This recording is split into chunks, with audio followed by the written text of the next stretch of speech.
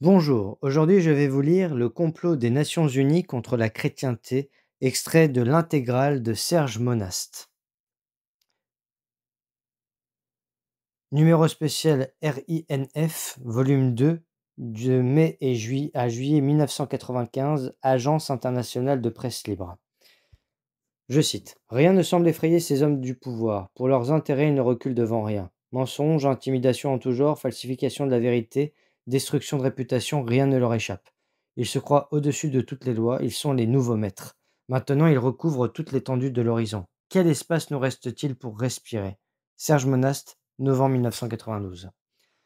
La disparition de tout héritage chrétien, la destruction de toutes les églises chrétiennes, le renforcement des lois contre l'idéologie chrétienne, les chrétiens criminalisés, l'interdiction de tout enseignement chrétien, l'abolition de tout livre chrétien.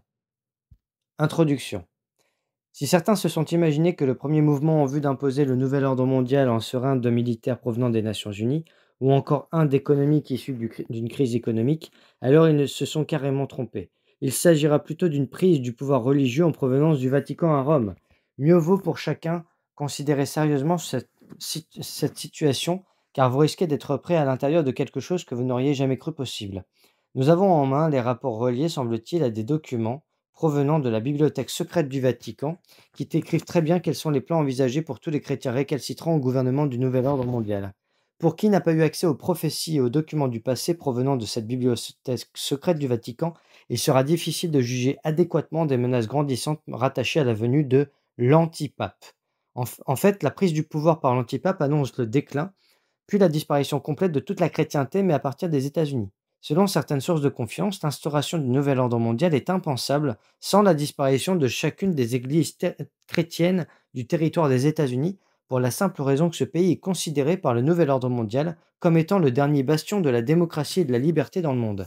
Ces anciens documents et prophéties du passé nous révèlent de même qu'ils nous dévoilent ce que sera le rôle de l'antipape pour imposer les nouvelles bases religieuses de la doctrine mondiale, qui en fait seront utilisées comme référence de base pour façonner le gouvernement du nouvel ordre mondial et la nouvelle société mondiale. Ici, la pire manière de réagir en face de telles révélations serait de ne pas réagir du tout. Personne n'est protégé contre une si profonde conspiration des âges. Le rêve américain est terminé. Le cauchemar américain est maintenant ici. Quiconque ne croit à rien de ces choses ou encore se considère comme étant au-dessus de tout, n'a qu'à tout simplement refermer ses pages et continuer sa vie comme il le faisait auparavant. Mais nous, on va continuer. L'antipape. Ici l'Agence internationale de la presse libre au Canada. Aujourd'hui, nous vous présentons un genre d'information qui n'a jamais été rendu public à date. Ce rapport d'information concerne les 5 pouvoirs de l'Antéchrist sur l'humanité et le complot du Vatican pour prendre le pouvoir sur toutes les dénominations chrétiennes à travers la nomination d'un antipape. À travers les âges, d'anciens documents concernant l'Antéchrist, le futur de la chrétienté, les persécutions mondiales contre les vrais chrétiens, la chute de l'Église, la vie quotidienne des chrétiens sous le règne du gouvernement mondial, les 5 et uniques pouvoirs de l'Antéchrist sur l'humanité, la chute de l'Antéchrist et le démantèlement de son royaume, le renouvellement de la chrétienté sous le règne nouveau du Christ, ont tous été entreposés d'un siècle à l'autre dans la bibliothèque secrète du Vatican. Ils n'ont jamais été diffusés dans les populations à cause de ce qu'ils pouvaient renfermer. Il serait superflu d'ajouter que la révélation d'informations aussi cruciales, conservées secrètes depuis des siècles, pourrait dramatiquement altérer le cours actuel de la civilisation ainsi que notre proche futur. Alors pourquoi les rendre publics maintenant? Parce que les dernières orientations politiques et économiques de mars 1995 nous apportent la confirmation que le processus irréversible qui mènera à l'instauration du nouvel ordre mondial est enclenché. De plus, la proximité de la prise du pouvoir à Rome par l'antipape est telle qu'il n'est plus permis de conserver confidentiels ces documents. À travers différentes sources, il a été possible de découvrir des faits incroyables concernant le futur de toute la chrétienté. Il y a 5 ans, avec l'aide de sources confidentielles et une personne très bien cachée qui craignait pour sa vie, j'ai pu mettre la main sur ces documents, invraisemblables, jamais rendus publics jusqu'à ce jour. Documents inconnus aussi bien que des prophéties secrètes du passé confirmaient en détail le cours de l'histoire humaine jusqu'à ce jour et même au-delà. Et ils montraient clairement que quoi qu'il puisse se produire sous un nouvel ordre mondial et la chute des nations, la chrétienté avait assurément un avenir qui nettoierait une fois pour toutes quelques possibilités futures d'un tel cauchemar mondial tel que celui du royaume de l'Antéchrist. Avoir entre les mains de tels documents depuis au moins 5 années a eu comme résultat, pour moi, de souffrir d'intenses pressions d'avoir eu ma vie menacée par le Vatican qui, selon ce qui m'a été rapporté de différentes sources aux États-Unis, avait donné des instructions pour me mettre au silence avant que quoi que ce soit à propos de ces documents ne soit rendu public. Ces instructions du Vatican avaient été transmises à l'Institut international des affaires religieuses. Non seulement il m'a fallu vivre caché pendant toutes ces années, mais encore j'y fus obligé afin de protéger ma famille et sécuriser les documents en question contre toute tentative de destruction de leur contenu. C'est pourquoi il est plus qu'important que tout un chacun ne prenne aucunement à la légère, ni avec excitation, des informations qui, en fait, sont rendues accessibles à tous pour les aider. C'est une sensation bizarre que d'être considéré comme être un criminel par son gouvernement dans son propre pays, surtout lorsque son premier but est de révéler justement ce qui tend à mettre en danger la sécurité de la population à qui vous appartenez. Mais je crois que si sa vie est le prix à payer pour le combat pour la vérité, ce qui rend les gens libres et la liberté, ce qui permet de vivre sa progression vers la vie, alors ce même combat vaut bien toutes les difficultés qu'il apporte avec lui. C'est pourquoi aujourd'hui, au début d'avril 1995, j'ai pris la décision de rendre publique la quasi-totalité de ce rapport d'information. Si je n'agissais pas ainsi, alors je deviendrais responsable pour tout ce qui pourrait arriver et qui aurait pu être évité si tous avaient eu entre les mains l'information nécessaire pour survivre au nouvel ordre mondial et à l'Antéchrist. Je ne peux pas être assuré pour moi-même si oui ou non je survivrai à un tel combat, contre ce que seront les bases mêmes du pouvoir de l'Antéchrist que ce dernier recevra du Conseil mondial des Églises chrétiennes. Par contre, ce que je sais, c'est ceci. Par conscience, je dois de mon mieux aider tous ceux avec les dons que j'ai reçus de Dieu à ma naissance.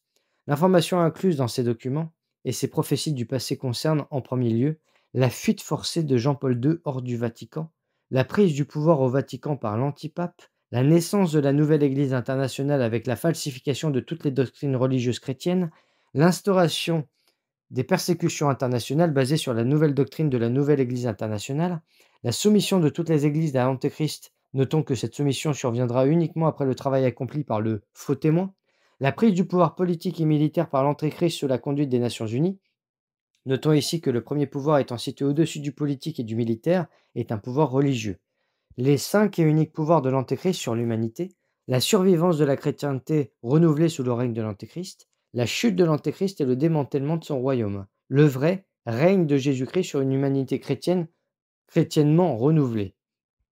Il est important de ne pas oublier, à la lecture de ces lignes, que ces informations proviennent strictement d'anciens documents et prophéties jamais rendus publics avant ce jour, et conservés pendant des siècles, semble-t-il, dans la bibliothèque secrète du Vatican.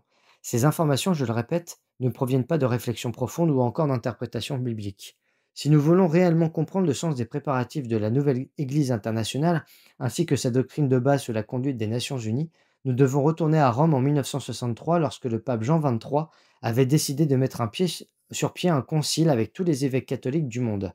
Ce que nous devons retenir ici, c'est le fait maintenant prouvé à plus d'un endroit de la manipulation de ce concile par des évêques reliés aux Illuminati. Alors que ce pape rénovateur, lui, croyait sincèrement pouvoir réparer les erreurs passées de l'Église et ouvrir cette dernière à une ère nouvelle, les évêques du nouvel ordre mondial avaient pour leur part établi les bases préparatoires à l'ouverture de l'Église sur sa prise en charge future par l'Antéchrist. Ils mirent donc sur pied les mécanismes pour transformer l'Église afin que dans le futur, il soit alors possible de réunir toutes les dénominations chrétiennes dans le même lien international.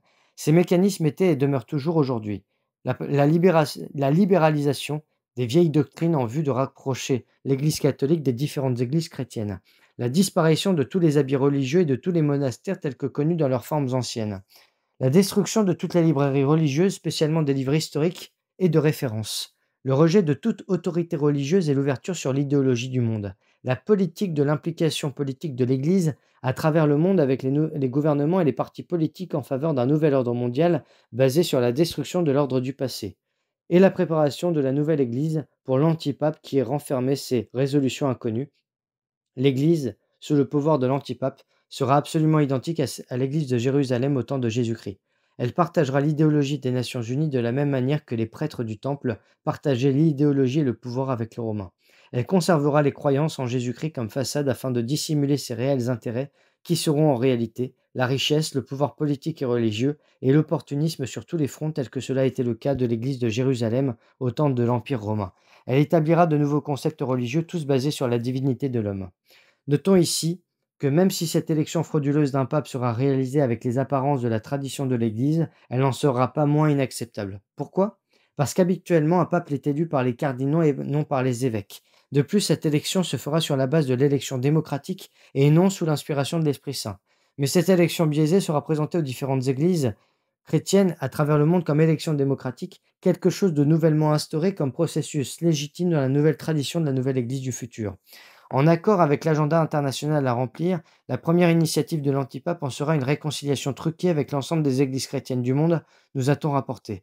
Au cours de la même période, l'élection d'un antipape aura eu pour effet de provoquer un schisme majeur, supposé être le dernier devant survenir dans le monde chrétien selon certaines prophéties du passé. Pour plusieurs dirigeants d'églises chrétiennes, ce schisme sera perçu comme étant le moment attendu de la chute de l'Église de Rome, ce qui aura pour effet de plonger la majorité de leurs disciples dans un état de confusion, surtout lorsqu'ils découvriront qu'il en est tout autrement.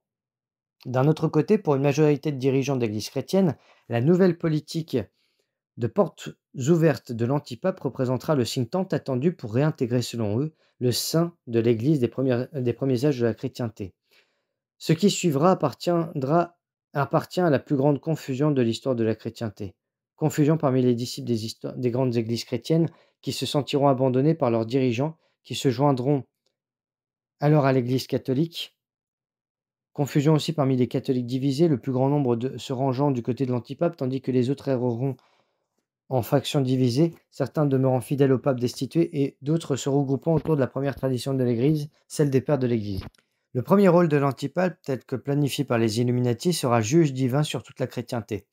Tel que l'empereur romain était en son temps le suprême maître divin de l'Empire, tant religieux que politique, investi comme il le sera d'un tel pouvoir, la deuxième initiative de l'antipape avec ses nouveaux alliés, les dirigeants des églises chrétiennes ayant réintégré les rangs de l'Église catholique, sera d'instaurer le nouveau critère qui servira à déterminer pour le futur qui sera un vrai croyant d'un faux croyant.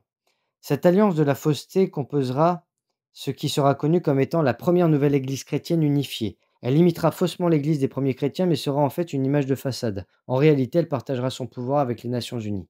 Le nouveau critère sera ainsi défini. Les vrais chrétiens seront ceux qui partageront toutes les croyances religieuses du nouvel ordre mondial en tant que nécessité de base pour la survie de l'humanité.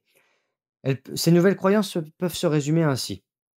Premièrement, les vieilles croyances religieuses sont une mauvaise interprétation de la doctrine de base parce qu'elles ont conduit l'humanité sur le bord de la destruction à travers une histoire composée de violences et de guerres chaotiques. Violence contre ceux d'autres croyances religieuses, violence contre ceux d'autres cultures, violence contre ceux d'autres couleurs dans le monde, violence contre les mauvaises idées, les nouvelles idées, les nouveaux concepts scientifiques, aussi violence contre la nature, l'environnement, plus que tout, violence entre l'homme et la femme, etc. Deuxièmement, tenir fermement aux fausses interprétations de ses croyances du passé, c'est en même temps se battre contre le progrès de l'humanité, laquelle se dirige vers un monde de paix et de sécurité à travers un nouvel ordre mondial de compréhension et de respect pour les autres et pour le monde dans lequel nous vivons tous. Troisièmement, à travers plusieurs recherches scientifiques, la violence a été identifiée comme provenant d'un désordre psychologique aussi bien qu'étant un problème de fonctionnement dans l'anatomie de certaines personnes. Il est donc d'une obligation morale mondiale que de traiter une maladie aussi vicieuse comme il se doit, et cela pour le bien-être de ceux qui en sont affectés. De même que cela représente une nécessité vitale dans notre futur monde de paix et de compréhension mutuelle, donc, la violence aussi bien que les vieilles croyances religieuses doivent être arrachées à leurs racines, tout spécialement contre la volonté de ceux qui en sont affectés si cela doit en être le cas. Quatrièmement, à travers d'autres recherches scientifiques, il a été maintes fois prouvé que personne ne peut être tenu responsable pour une personnalité qu'il n'a pas choisie. Il n'y a donc aucune raison pour que ces personnes infortunées ne soient pas forcées par tous les moyens possibles d'acquérir une nouvelle personnalité si leur ancienne est antisociale. Cinquièmement, considérant maintenant ces fondations de base de notre nouvel ordre moral, c'est donc une obligation morale pour nous de considérer ceux tenant fermement à leurs anciennes croyances religieuses du passé comme étant rebelles à notre nouvel ordre, de même qu'ils représentent un danger pour la paix et la sécurité de ce dernier. Par conséquent, ils doivent être considérés et traités comme étant de dangereux criminels pour l'humanité. En foi de quoi un faux chrétien sera celui, comme cela fut le cas pour les premiers chrétiens sur l'Empire romain, qui tiendra fermement à des croyances religieuses non reconnues par les autorités. En tant que tels, ils seront perçus comme étant une menace pour la majorité qui les identifiera avec l'univers chaotique du passé. Et parce qu'ils seront considérés comme porteurs à l'intérieur d'eux-mêmes de germes de violence reliés aux vieilles croyances religieuses du passé, la nouvelle Église exigera donc des nouvelles autorités gouvernementales que ces personnes soient privées de leurs droits et libertés. Voici donc le mensonge des mensonges, voici l'abomination des abominations. Les faux chrétiens étant à la tête de l'Église mondiale et prétendant être les seuls et uniques représentants de Jésus-Christ d'un côté, de l'autre les vrais et réels disciples de Jésus-Christ sur la route du calvaire, considérés comme étant les ennemis de l'État mondial tel que cela était le cas, il y a 2000 ans, en face des prêtres de Jérusalem et en face de l'empereur romain à Rome. À l'intérieur de ce nouveau critère de l'Église mondiale reposent les mensonges de la nouvelle règle du nouveau monde. Par conséquent, il devient possible d'arrêter de disposer des biens et d'enlever les enfants à tous les chrétiens qui sont suspectés de rejeter le critère de la nouvelle Église. En tant que tels, ces supposés faux chrétiens subiront des traitements psychiatriques et des thérapies de réhabilitation. Si ces thérapies ne sont pas effectives, alors ces nouveaux criminels seront amenés de force aux installations souterraines des Nations Unies, où ils seront classifiés selon la classification arc-en-ciel du nouvel ordre mondial. L'arc-en-ciel comme étant considéré le symbole du pont devant mener à l'univers satanique souterrain. 7 couleurs de l'arc-en-ciel étant équivalentes à 7 classifications pour les nouveaux prisonniers. Premièrement, classification des enfants chrétiens devant être utilisés comme sacrifice humain ou à l'intérieur des cérémonies de messe noire, ils participeront à des orgies sexuelles ou seront considérés comme conservés comme esclaves sexuels. Deuxièmement, classification des prisonniers devant servir d'expérience médicale où des drogues et des nouvelles technologies seront expérimentées sur eux. Troisièmement, classification des prisonniers en santé pour le Centre international d'organes humains où leurs organes vitaux leur seront retirés un par un pendant qu'ils seront artificiellement maintenus en vie par des systèmes de support de vie. Quatrièmement, classification des travailleurs qui seront utilisés comme esclaves. Cinquièmement, classification des prisonniers de la technologie spatiale qui seront soumis à des expérimentations de voyages spatiaux et dans le temps. Sixièmement, classification des expériences occultes où des techniques démoniaques seront testées sur les prisonniers. Septièmement, le Centre international des exécutions où toutes sortes d'expériences sur la résistance humaine seront testées sur les prisonniers. Tout au commencement aura l'apparence du masque de la démocratie. Comme les principes et les lois de nos sociétés occidentales furent créés à partir des anciennes croyances religieuses chrétiennes, les principes et les lois de la nouvelle société mondiale auront leurs origines par conséquent dans le critère de la nouvelle Église internationale. Comme cela fut écrit, le gouvernement du nouvel ordre mondial tiendra ses pouvoirs moraux de l'intérieur même de la nouvelle Église internationale. Comme la première Église chrétienne, il y a 2000 ans, était organisée comme une société familiale, la nouvelle Église mondiale sera de même. Un vaste ensemble de peuples unis par la même foi de la communauté mondiale. À partir d'un principe semblable, la société du nouvel ordre mondial sera à la ressemblance de l'organisation de la nouvelle Église mondiale et ainsi de suite. Monde socialiste, monde communiste, Église socialiste, société socialiste. À la fin, tout reviendra au même à partir du moment que leurs structures politiques et sociales trouveront leur origine dans la croyance d'un univers socialiste où l'homme sera au centre de l'univers, l'origine et la réponse de toute chose. Critères truqués, doctrine de base truquée comme cela sera le cas pour cette Église du nouvel ordre mondial. Tout cela donnera naissance à une communauté mondiale à l'esprit truqué, hypocrite et mensonger, qui touchera tous les échelons de l'Église, du gouvernement et de la société. Ils auront un esprit malhonnête, trompeur, tricheur, mensonger et faux. Leur cœur sera aussi froid et dur qu'un rocher prisonnier de la glace, et ils transporteront en eux-mêmes un poison qui aura pour effet de corrompre tous les hommes, puis absolument tout à travers le monde. Pendant qu'ils se considéreront comme étant l'accomplissement ultime de l'histoire de l'humanité, en fait, ils seront l'instrument le plus parfait de l'enfer, tout juste sur le bord de l'anéantissement total, le dernier repère de l'iniquité. Par la suite, ils suivront leur triste destinée, parce qu'ils seront éternellement privés de la présence de Dieu au fond d'eux-mêmes. Plusieurs personnes m'ont demandé, mais quand au juste se produiront toutes ces terribles choses? Quand arrivera notre jour de délivrance? Cette réponse, comme plusieurs autres, repose en partie dans les lignes d'un ancien document perdu pendant des siècles et miraculeusement retrouvé. Ce document du passé a été écrit dans les années 1600 et est connu comme étant le parchemin d'Olsheiser, un vieux moine solitaire mort inconnu en 1658. Cet homme de Dieu n'était même pas conscient du contenu important de ses écrits qui ouvraient une porte sur la compréhension de notre fin de XXe siècle. Je publie ici pour la première fois la partie concernant notre temps actuel. Ainsi, il sera donc possible pour plusieurs de voir avec exactitude si oui ou non ce qu'ils voient et entendent correspond au temps dans lequel ils vivent. Voici ce qui est dit. Je cite. « Ce sera un âge d'affliction, de désolation, d'humiliation pour l'Église. Dans ce terrible temps, les royaumes combattront contre les royaumes et tous les États seront désolés par les dissensions intestines. Les principautés et les monarchies seront bouleversées. Il y aura un appauvrissement presque général et une très grande désolation dans le monde. Une très grande partie de l'Église latine abandonnera la vraie foi et tombera dans les hérésies, ne laissant en Europe qu'un petit nombre de bons catholiques. Ils abondent les âmes charnelles qui, ayant abusé de la liberté de conscience, rampent après les objets de leur concupiscence. Ils blasphèment tout ce qu'ils ignorent et ils se corrompent en tout ce qu'ils connaissent naturellement, comme les bêtes irraisonnables. On se relâche sur les préceptes divins et humains et la discipline est énervée. Les saints canons sont comptées pour rien et les lois de l'Église ne sont pas mieux observées par le clergé que les lois civiles parmi le peuple. Chacun est entraîné à croire et à faire croire et à faire ce qu'il veut selon l'instinct de la chair. Tu as le nom de vivant, mais tu es mort. On ne trouve ordinairement ni justice ni équité dans les tribunaux, mais bien l'acception des personnes et des présents, ce qui fait que les procès sont interminables. L'humilité est presque inconnue dans ce siècle. On tourne en ridicule la simplicité chrétienne qu'on traite de folie et de bêtise, tandis que l'on regarde comme sagesse le talent d'obscurcir par des questions insensées et par des questions compliquées tous les axiomes du droit, les préceptes de morale, les saints canons et les dogmes de la religion, de telle sorte qu'il n'y a plus aucun principe si saint, si authentique, si ancien et si certain qu'il puisse être, qui soit exempt de censure, de critique, d'interprétation, de modification, de délimitation et de questions de la part des hommes.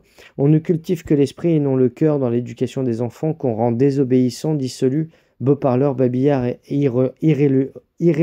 irréligieux.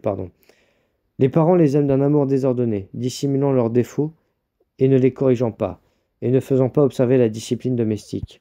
Des ecclésiastiques et des religieux, combien ils sont misérables, car beaucoup d'entre eux ont le nom de vivants, mais ils sont morts. Tu as le nom de vivant, mais tu es mort dans la fausse doctrine. Tu es mort dans l'athéisme et le pseudopoliticisme. Tu es mort dans l'hypocrisie et la justice simulée. Tu es mort dans tes péchés occultes, dans le secret de tes abominations. Tu es mort dans les voluptés et les délices. Tu es mort dans l'effronterie, la jalousie et l'orgueil. Tu es mort dans les péchés de la chair, dans l'ignorance des mystères et des choses nécessaires au salut. Tu es mort enfin dans l'irreligion et le mépris de la parole de Dieu. Dans la foi catholique, la plupart sont tièdes, ignorants, circonvenus par les hérétiques qui s'applaudissent de leur félicité et s'en réjouissent et tournent en dérision les vrais fidèles qu'ils voient d'ailleurs affligés, appauvris et désolés. En même temps, personne n'étudie plus les sciences sacrées. Nous ne voyons partout que des calamités les plus déplorables, tandis que tout est dévasté par la guerre, que les principautés sont bouleversées, que les monarques sont tués, que des sujets sont rejetés, et que tous les hommes conspirent à ériger des républiques. Ceci est le temps, ceci sera le temps. Ce précieux texte des années 1600 est plus que révélateur de notre temps, à moins de se forcer à être aveugle, à refuser les évidences pour quelques instants illusoires, il faut bien le dire. D'autres textes, documents anciens et prophéties du passé provenant de la bibliothèque secrète du Vatican révèlent tous notre siècle comme étant celui qui devra expérimenter la venue de ces événements sous un gouvernement mondial de l'Antéchrist. Parmi plusieurs documents vérifiés, il y en a un qui résume très bien plusieurs textes du passé d'une telle manière qu'il n'est pas nécessaire de prendre connaissance de chacun d'eux pour avoir une idée claire de ce que devront traverser tous ceux qui resteront fidèles aux principes chrétiens. Quant aux autres, tous les autres, ils feront partie du nouvel ordre mondial. Les textes sont plus que clairs sur cette question. Ce document en question est le résumé de plusieurs enquêtes à travers d'autres textes et prophéties. Comme résultat, il nous dévoile une image complète et jamais rendue publique à date de ce que seront les conditions de vie sous le règne de l'Antéchrist. Ce document est connu sous le nom de « Les prophéties de la Semaine Sainte ». Il fait ressortir que toute l'histoire de la chrétienté est comme une copie carbone de la vie de Jésus-Christ. Les premiers 2000 ans du christianisme représentent les 3 années de la vie publique du Christ, et le temps qu'il reste à l'humanité étant le temps compris entre le dimanche des Rameaux et le dimanche de Pâques. Voici ce que rapportent ces prophéties, je cite. « Ne succombe pas au sommeil, homme du futur, parce que les signes de Dieu ne sont donnés ni aux rêveurs ni à l'insensé. Il a été dit que ton Seigneur viendra comme un voleur, et le temps où il viendra sur chacun de vous d'une manière inattendue sera une période de l'histoire pendant laquelle la plupart des hommes seront endormis. Surveillez pour les signes. Comprenez le sens profond de sa passion, parce que celle-ci renferme le sceau divin de votre salut. Ferme tes yeux sur le monde, place tes mains sur tes oreilles, et arrête de parler inutilement parce que ton Dieu a quelque chose à confier à ton âme angoissée et isolée. Viendra un jour où Jésus sera acclamé dans différentes contrées, et même en face de plusieurs royaumes en même temps. Méfie-toi de ce jour, crains justement ce jour, si alors tu es en état de péché et que tu te réjouisses d'être ainsi. Mais si par contre tu es un vrai serviteur de Dieu, alors réjouis-toi parce que le jour de ta délivrance est proche. Lorsque les acclamations se seront estompées, alors viendra la nuit des nuits, la trahison des trahisons contre la chrétienté. Au moment où se couchera le dimanche des Rameaux, dans ces jours les plus tristes qu'il sera donné à l'homme de vivre, Judas renaîtra des profondeurs pour un court temps. Quoique de vrais chrétiens pourront alors déployer contre le blasphème, les plans pour vivre l'infamie des âges devront être bu jusqu'à la lie. Puis après la nuit du jardin des Oliviers, immédiatement suivie par l'arrestation, la nuit couvrira alors toute l'humanité pendant que beaucoup de dirigeants chrétiens et leurs disciples s'empresseront de se cacher et que d'autres trahiront leur propre sang aussi bien que leur propre chair.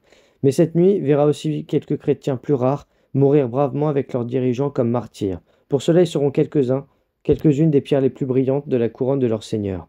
Encore une fois, Pierre reniera 3 fois avoir été un vrai disciple de Jésus alors qu'une large partie de la chrétienté quittera pour un temps la vraie foi. Eux aussi renieront leur foi en 3 majeures occasions. Alors que la nuit suivra son cours, les tentes de l'esclavage s'éteindront partout. Ne sois pas un insensé, ne te laisse pas mener par ton orgueil en croyant que tu seras protégé de ces terribles événements parce que tu as une bonne vie chrétienne, ou encore que tu échapperas au sentier de la croix parce que tu es rempli de toutes sortes de considérations pour toi-même, y compris de te voir comme un saint. Ne te rappelles-tu pas de ce que le Seigneur avait un jour demandé à celui qui se croyait être un vrai croyant en Dieu? Ne te souviens-tu pas ce qu'il répondit à ce jeune homme fier et riche, qu'il donne tous ses biens aux pauvres et le suive? Et que dire des premiers siècles de l'Église lorsque les vrais chrétiens mouraient de toutes les manières pour leur foi? Étaient-ils tous fous ou se trompaient-ils en choisissant d'être dévorés par des bêtes sauvages en face d'une foule qui les insultait et se riait d'eux? Ne sois pas un insensé. En face du grand prêtre de la fausse Jérusalem d'alors à Rome, les chrétiens, de s'être troublés, devront répondre pour la foi de leur Père dans laquelle ils continuent de croire. Ils seront traînés du grand prêtre à Caïphe où ils seront insultés, ridiculisés, couverts de crachats, puis accusés de haute trahison parce qu'il leur sera rappelé leur vie passée de violence et de trahison contre l'humanité. Ils seront détenus et accusés de sorcellerie parce que leurs pères auront accompli des miracles à travers l'histoire. Accusés 1000 fois de meurtre parce que leurs pères auront exterminé des tribus au nom de la croix à travers l'histoire. Accusés d'avoir induit dans de fausses croyances parce que leurs pères auront enseigné aux multitudes que Jésus était le seul et unique Dieu de l'univers, accusés d'idolâtrie parce qu'ils croiront Jésus être Dieu, et accusés de perversion contre leurs propres enfants parce qu'ils leur auront enseigné des valeurs chrétiennes du passé. Pour tout cela, ils seront privés de leur liberté pendant que leurs enfants leur sont enlevés par les autorités pour être placés comme apprentis dans des familles riches partageant les croyances du nouveau royaume. Encore une fois, ne sois pas un insensé.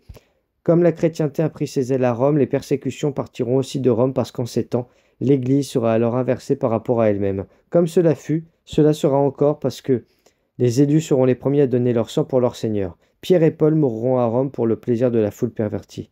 Les représentants religieux des ténèbres seront tellement exaspérés par l'humilité et la foi inébranlable des disciples de Pierre et de Paul qu'ils en perdront tous leurs moyens. Ils les remettront donc au Ponce Pilate de leur royaume religieux. Ce sera dans son palais que ces premiers vrais brebis seront jugés pour des crimes qu'elles n'ont jamais commis, pour affaiblir leur foi et leur courage. De même que pour plaire aux prêtres du temple de ces temps, cet ambassadeur de l'empereur les soumettra à tout genre de tortures, tout aussi insidieuses les unes que les autres, car elles auront été créées afin de briser la volonté. Là, ils seront flagellés et humiliés de toutes les manières concevables. Finalement, ils seront couronnés de la couronne d'épines des temps, alors qu'ils auront à souffrir dans leur esprit l'agonie de voir les multitudes rejeter Jésus comme étant leur seule voie possible de salut. Présentés ainsi face aux foules d'incroyants, avec leur chair en lambeaux, ils souffriront d'être abandonnés par leurs familles, leurs amis du passé, leur propre peuple.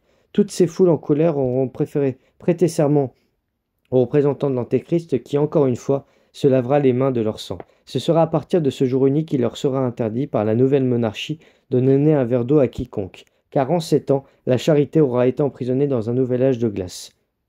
Alourdis par le poids de la croix, ils graviront le calvaire, où la foule les accablera de sa rage sans limite. 3 fois la chrétienté succombera sur ses genoux, mais 3 fois elle se relèvera dans une acceptation totale de sa destinée.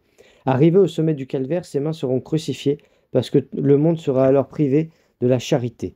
Ses pieds seront crucifiés parce qu'il lui aura été interdit d'apporter la parole de Dieu aux multitudes. Puis le corps de cette chrétienté sera étiré à l'extrême sur la croix, parce qu'il devra servir d'exemple aux foules perverties du nouvel empire. Puis viendra un temps de sécheresse alors que toute la chrétienté sera privée de la présence et des paroles de Dieu. Elle ne recevra que des paroles amères et un isolement absolu du reste du monde. Comme Jésus a dit, « Père, pourquoi m'as-tu abandonné ?» La chrétienté vivra l'abandon total à elle-même sans aucune consolation. Puis la lance transpercera son côté, duquel une goutte de sang et une goutte d'eau s'échapperont parce qu'alors il lui faudra, elle aussi, atteindre à la mort sans certitude avant que Dieu le Père ne se laisse toucher, puis laisse tomber son bras sur l'humanité. Pendant un temps indéterminé, un silence lourd couvrira alors toute l'étendue de la terre. Du vendredi saint à la dernière heure du samedi saint, juste avant le dimanche de Pâques, l'humanité sera recouverte d'épaisses ténèbres pendant 3 jours et 3 nuits, alors que Dieu punira lui-même les hommes. L'Antéchrist sera jeté en enfer alors que partout sur la terre, toute construction humaine portant un brin d'orgueil sera anéantie. Les souffrances des hommes seront à la mesure de leurs maux intérieurs. Plus leur état sera de péché, d'éloignement de Dieu, plus leurs souffrances seront grandes. C'est alors que la terre entière ressemblera à un vaste cimetière, un désert sans horizon. Uniquement ceux qui auront héroïquement conservé au fond d'eux-mêmes la vraie foi en Jésus-Christ, la foi des premiers martyrs de l'Église, la foi des saints, survivront à la sainte colère de Dieu. Malheur à toi, homme de ces temps, qui se rira de ces prophéties, car ton absence d'humilité te plongera davantage dans l'esclavage de tes fautes sans espoir éternel. Lorsque se lèvera le jour de Pâques, tous les vrais croyants seront alors renouvelés sur une terre, elle aussi renouvelée. Ce sera le jour de la résurrection, le jour de la paix de Dieu. Dans son amour incompréhensible pour ses enfants, Dieu n'aura laissé à l'Antéchrist que 5 pouvoirs sur les hommes. Ceux-ci n'auront de force que sur les 5 sens de l'homme, celui de la vue, de l'odorat, du toucher, de l'ouïe et du goût. Il ne pourra jamais atteindre à l'âme de l'homme, car celle-ci ne lui appartient aucunement. Mais sur ces 5 sens, il aura tout pouvoir. Sois donc vigilant, homme du futur, parce qu'en ces derniers jours, tes sens seront tes pires ennemis. Pour les atteindre, les corrompre et faire de toi son esclave, l'Antéchrist développera de telles machines séductrices que sans l'aide de Dieu, même les élus ne pourraient se sauver. Et si le temps des temps n'était alors écourté, tous se perdraient, même les élus. En ces jours sombres, uniquement l'humble pourra résister aux lumières séduisantes de la fausse liberté. Encore une fois, ne sois pas un insensé. N'as-tu pas encore compris que tu es la seule créature de Dieu dans tout l'univers? Méfie-toi de tes sens, car ceux-ci t'enchaîneront pour l'éternité.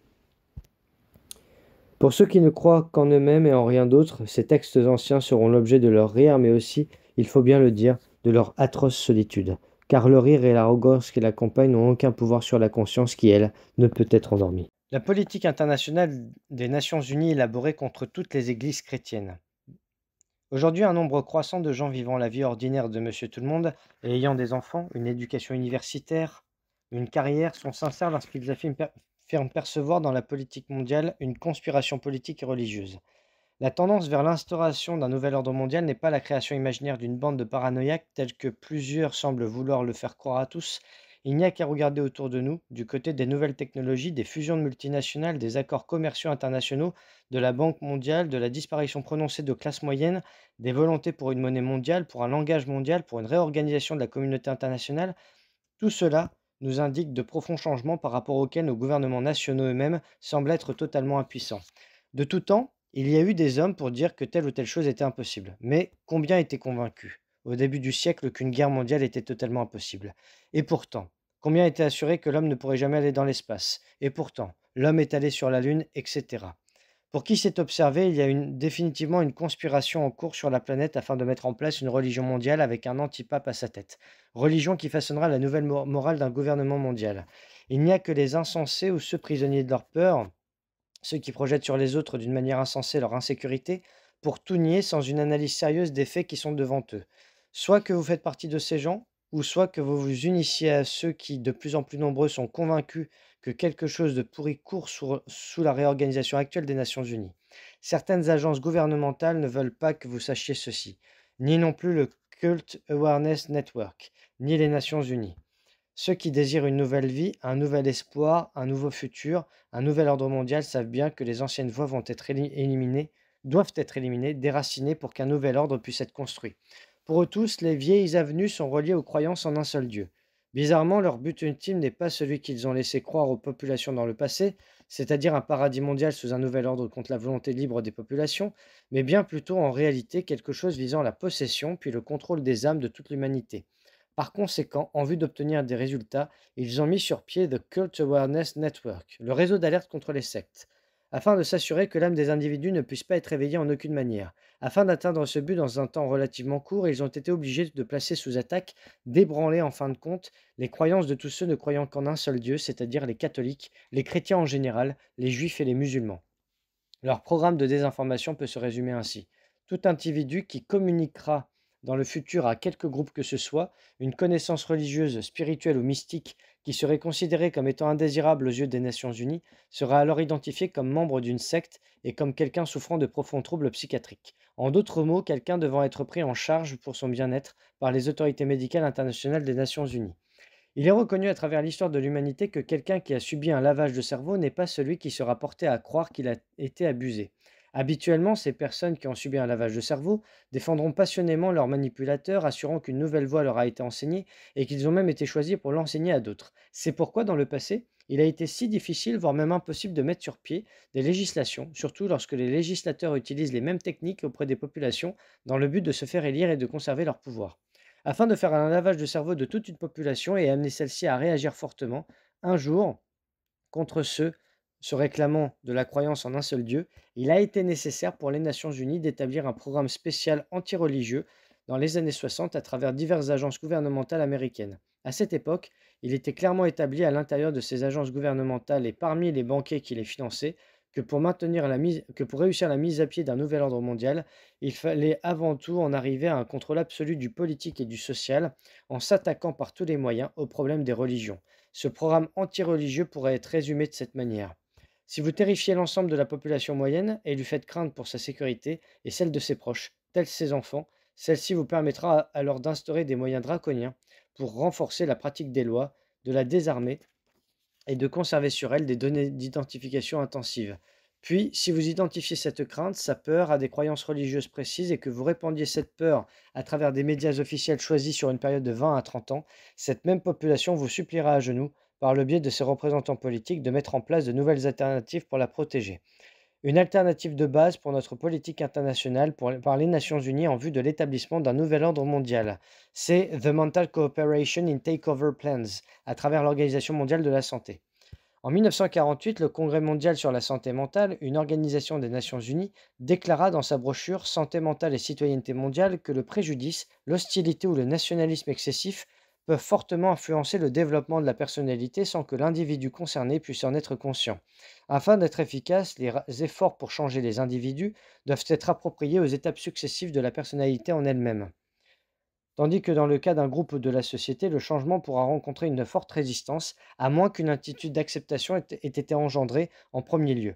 L'extrait ci-dessous semble très bien combler ce qui sera cité plus loin. Je cite. Le psychologue James Connell déclara en 1970 dans un numéro de la revue Psychology Today: le jour est venu où il nous est possible de combiner toute privation sensorielle avec des drogues, de l'hypnose et la manipulation astucieuse par la récompense et la punition, et cela en vue d'en arriver à un contrôle absolu sur le comportement de l'individu. Il devrait donc être possible en principe de réaliser un type de lavage de cerveau positif qui nous permettrait de produire des changements dramatiques dans le comportement et la personnalité d'un individu. Nous devrions être à même de pouvoir remodeler la société de manière à ce que nous soyons tous entraînés, à partir de notre naissance, à faire exactement ce que la société attend de nous. Nous avons les techniques pour le faire, personne ne détient le monopole sur sa personnalité. Vous n'avez rien à dire sur le genre de personnalité que vous avez, et il n'y a aucune raison de croire que vous pourriez avoir le droit de refuser d'acquérir une nouvelle personnalité si l'ancienne est antisociale. Dans ce cas-ci, vieille personnalité signifie ancienne voie, les voies chrétiennes, la croyance passée en un seul Dieu, quelque chose qui doit être remodelé dans les vues du nouvel ordre mondial. La santé mentale et la citoyenneté mondiale des Nations Unies sont plus que claires sur le plan des nouveaux principes de la santé mentale, d'une nouvelle ordre mondial qui devront être internationalement imposés. Les principes de la santé mentale ne peuvent pas trouver d'aboutissement positif sans l'acceptation progressive du concept de citoyenneté mondiale. Le document déclare aussi, les programmes pour les changements sociaux pour être effectifs nécessitent un effort conjoint des psychologues et des travailleurs sociaux travaillant ensemble et en coopération avec des hommes d'État, des administrateurs et d'autres possédant des postes de responsabilité. Les trois phases de développement prévues sont: premièrement, l'isolement en hôpital psychiatrique; deuxièmement, les centres locaux de santé mentale communautaires, de sorte que les patients pourraient être traités dans leur propre milieu; troisièmement, les centres de garderie et les garderies populaires où il serait possible d'agir tôt dans la vie des enfants avec les problèmes reliés au nationalisme. Ici, le nationalisme peut aussi être identifié avec la croyance en un seul Dieu. De plus, dans ces garderies, les représentants de l'État peuvent plus facilement identifier ceux qui ont, pour parents, des croyants ou des nationalistes irréductibles. 2 ans précédant la date de publication de cette brochure des Nations Unies, le major général Shishom, ministre de la Santé au Canada, qui deviendra plus tard le directeur de l'Organisation mondiale de la santé pour les Nations unies, expliqua: la défense personnelle peut impliquer une réaction neurologique lorsque celle-ci signifie devoir défendre ses biens matériels contre d'autres vivant dans la pauvreté. Cette attitude peut conduire à la guerre. Sa solution au problème fut: redistribuons tous les biens à tous. Cette attitude signifie le socialisme imposé aux populations contre leur volonté, si cette voie est la seule possible. De plus, pour déraciner les bases de la défense personnelle, il est nécessaire de l'identifier avec la croyance en un seul Dieu. Cette politique, à l'époque, devait ouvrir les portes aux différentes expérimentations du contrôle de l'esprit, qui devaient s'intensifier surtout à partir des années 60. En outre, la réinterprétation et le déracinement éventuel du concept de bien et de mal, relié à sa base, aux croyances religieuses chrétiennes, de même que ce concept est aussi à la base de l'éducation de l'enfant, sont les objectifs de pratiquement tout ce qui est compris sous le terme psychothérapie. D'ailleurs, le directeur de la police secrète soviétique des années 30 expliquait très clairement ce qui devait être à l'époque la stratégie politique communiste, à travers les soins, pour traiter de la santé mentale par la psychiatrie. La psychopolitique est l'art et la science d'établir et de maintenir un contrôle sur les pensées et la loyauté des individus, des officiers, des bureaux et des masses populaires. De même qu'un moyen assuré pour conquérir les nations ennemies à travers les soins pour la santé mentale, vous devez travailler jusqu'au jour où chaque professeur de psychologie enseignera consciemment ou inconsciemment la doctrine communiste sous le déguisement de la psychologie. Si nous regardons maintenant dans le manuel d'instruction russe de la guerre psychopolitique, nous verrons au chapitre 9, les opérations psychopolitiques devraient être constamment en alerte aux opportunités d'organiser des centres communautaires pour la santé mentale. D'un autre côté, sous le Programme national de santé mentale des États-Unis entre 1975 et 1979, il y avait environ 600 de ces centres communautaires de santé mentale à travers le pays. Ce programme avait été initié à sa base par le docteur Stanley Yoles, qui en 1969 était le directeur de l'Institut national de la santé mentale. Celui-ci d'ailleurs avait même déclaré à l'époque que le meilleur moyen de traiter un patient était de le mettre en situation de contact avec ses parents et ses amis dans un centre local. Entre parenthèses, évidemment, viendra un jour où les croyants considérés comme étant une menace à la communauté internationale devront être traités dans ces centres où interviendront leurs familles et leurs amis. Ces derniers, avec l'aide des psychiatres du Nouvel Ordre mondial, tenteront par tous les moyens de guérir ces patients de leur supposée maladie mentale qui sera de croire en un seul Dieu. Fermez la parenthèse. Voici comment fonctionne ce programme. Dans ce milieu des années 50, il y avait une motion, une bizarre chaîne d'événements. Aux environs de 1956, l'Alaska Mental Health Bill fut proposé et même fut adopté. Il reçut 12 millions de dollars et 1 million d'hectares de terres publiques. Ceci n'étant d'autant pas normal lorsque l'on considérait que l'Alaska, à l'époque, n'avait que 400 patients déclarés sur le plan de la santé mentale. Par la suite, l'Alaska adopta son Public Health Service Draft Act portant sur l'hospitalisation des personnes atteintes de maladies mentales ou considérées comme telles. Cet acte a ceci de particulier qu'il n'y a rien de prévu pour un procès devant jury ou quoi que ce soit de semblable pour quelqu'un soupçonné de souffrir de maladies mentales. Uniquement sur déclaration et sans vérification préalable. Cet acte permettrait la détention et l'envoi dans un asile avec confiscation de tous les biens personnels et de propriété de toute personne soupçonnée d'avoir des problèmes mentaux. D'ailleurs, ceci fut tenté dans le cas de Ford contre Millinac en 1954. Ce même acte existe encore aujourd'hui sous le nom de Uniform Mental Health Act, auquel 6 États ont même souscrit. Celui-ci implique la détention pendant une période de 90 jours pour examen sans accès à un avocat de toute personne soupçonnée souffrir de problèmes mentaux. Cet acte permet d'ailleurs au gouverneur, en fonction de l'État, de pouvoir faire ramasser n'importe qui et le faire envoyer dans un centre pour santé mentale, même jusqu'en Alaska. Il est possible de trouver la prolongation de cet acte devant les déclarations du psychologue réputé Leng, auteur de Politics of Experience. Celui-ci déclara dans la revue Vue Omni. À la fin des années 60, il devint évident pour l'élite ayant des responsabilités dans le contrôle des populations que de placer des gens dans un endroit précis et le maintenir à cet endroit pour la vie n'était pas du tout effectif au niveau des coûts impliqués. L'administration Reagan en Californie fut l'une des premières à réaliser cet état de fait, donc ils furent obligés de repenser tout le processus en question. Ils avaient été conduits dans le schisme, à savoir ce qui est dit aux populations et ce qui est pratiqué par les exécutifs en charge du contrôle de la santé mentale. Le même problème prévalait en Europe et dans les pays du tiers-monde. Pour mieux comprendre ce qui survint alors, il n'avait qu'à se référer au livre de référence DSM-3, The Diagnostic and Statistical Manual of Mental Disorders. Troisième édition publiée par l'Association psychiatrique américaine.